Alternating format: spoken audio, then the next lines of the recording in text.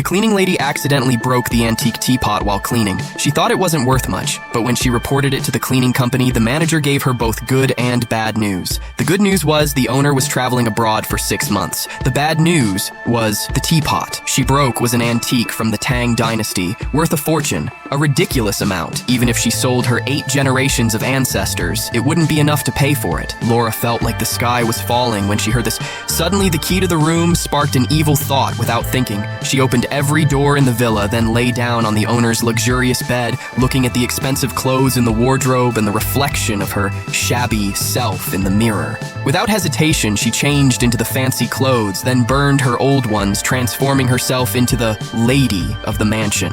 Laura thought since she couldn't afford the teapot, she might as well enjoy a taste of the rich life. Hungry, she went to the basement, pulled out a steak only the rich could afford, and paired it with a bottle of 1982 Lafite wine to match her new identity. She tore up all the owner's family photos and decorated the house to match her ideal style. But this luxurious life only lasted 2 days. While she was enjoying herself, a sudden doorbell rang nervously. She opened the door and found a lost young man asking for a map in a hurry, seeing his pregnant wife. She kindly invited them in. The young man praised the house's decor non-stop, but then they heard a woman's cries from downstairs. His wife's water broke, and she was going into labor early. Luckily, she stayed calm and guided the young man to gather the necessary supplies with everyone's help.